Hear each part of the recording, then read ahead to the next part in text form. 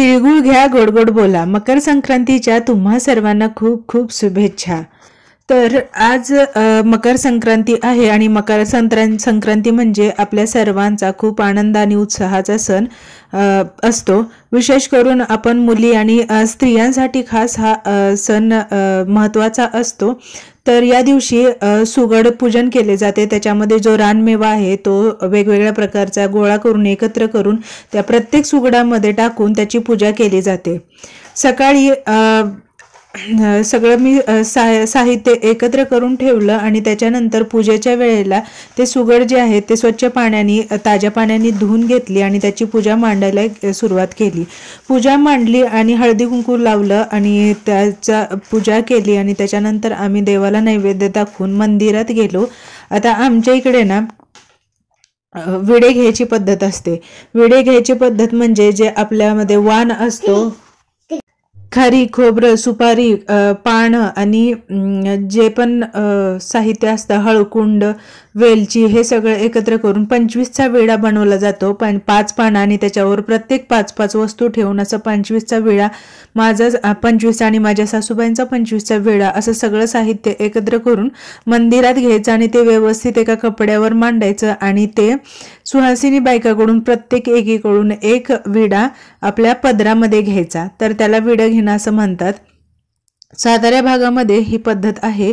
माझ्या माहेरी असं काही नव्हतं, म्हणजे ते डायरेक्टली घरामध्ये देवापुढे पूजलं जायचं. तर इकडे ही नवीन पद्धत होती. बऱ्याच जणींना ही पद्धत माहीतच नव्हती. तर आम्ही मंदिरामध्ये जेव्हा विडे घ्यायला बसलो ना, तेव्हा बऱ्याच बायकांनी त्यांना माहीत नसल्यामुळं विचारलं, हे नेमकं काय आहे, हे असं कसं काय तुमच्या इकडे. तर काहींना असं वाटलं की काही नवस वगैरे बोललेलं असेल त्याच्यामुळं असं असेल. तर हे की नाही, प्रत्येक भागात ना वेगवेगळ्या पद्धती असतात ना, तसं वेगळीच पद्धत आहे थोडीशी. तर आम्ही मंदिरामध्ये विडे मांडून घेतले आणि विडे एकीकडून म्हणजे एकीकडून असं 5 जणींकडून विडे पदरात घेतले. हे विडे घेताना ना बोललं जातं काहीतरी, म्हणजे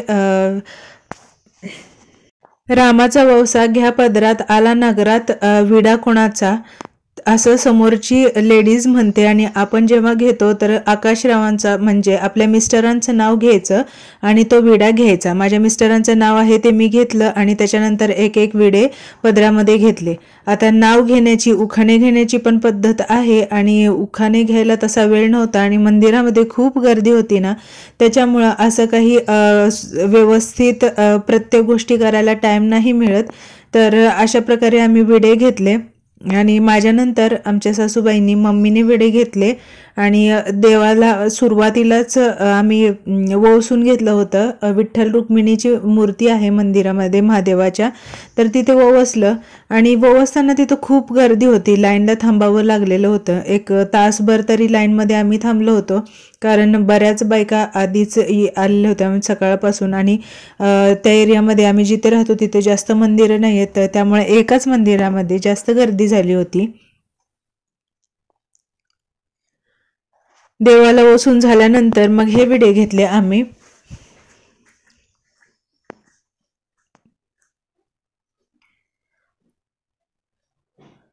तर 5 जणींकडून 5 विडे घेतल्यानंतर मम्मीने विडे घेतले आणि ते विडे घेऊन झाल्यानंतर मग आम्ही घरी आलो. घरी आल्यानंतर मग आमचं जेवण वगैरे करून घेतलं आणि आता बघा मम्मीचं विडे घ्यायचं चालू आहेत. विडे घेतल्यानंतर परत एकदा देवाच्या पाया पडायच्या आणि तुळशीच्या एकदा पाया पडायच्या आणि मग आपल्या घरातलं दुसरं कोणी असेल त्यांचे विडे घ्यायचे. तर ह्या पद्धती मला ना लग्न झाल्यानंतर थोड्याशा वेगळ्या वाटत होत्या आणि काही गोष्टी माझ्या लक्षात पण येत नव्हत्या. तर आता थोडंसं लक्षात यायला लागले आणि समजायला पण लागले. म्हणजे थोडासा म्हणजे एरिया बदलला किंवा म्हणतात ना की 10 किलोमीटर झाल्यानंतर 10 किलोमीटरच्या अंतरावर प्रत्येक रूढी परंपरा बदलायला सुरुवात होते. तर मी आता हे गोष्टी स्वतः अनुभवलेल्या आहेत. तर असो, ह्या महाराष्ट्रातल्या थोड्याफार फरकातल्या थोड्या गोष्टी असतात आणि चांगलं वाटतं सण साजरे करायला किंवा वेगवेगळ्या पद्धती पण अनुभवायला जेव्हा मिळतात ना, तेव्हा खूप छान वाटतं. तर तुमच्या इकडं पण असं असतं का, मला कमेंट करून सांगा. आणि जर असं नसेल तर तुम्ही कसं विडे घेता किंवा त्याची पूजा कशी करता हे पण मला कमेंट करून सांगा.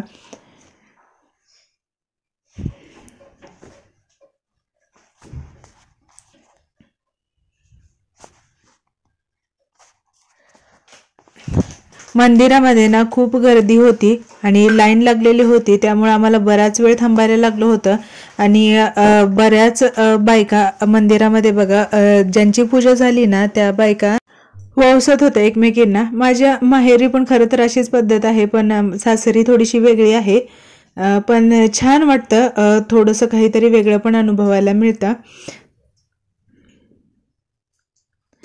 तर हा मकर संक्रांतीचा व्हिडिओ तुम्हाला कसा वाटला हे मला नक्की कमेंट करून सांगा. Bye bye.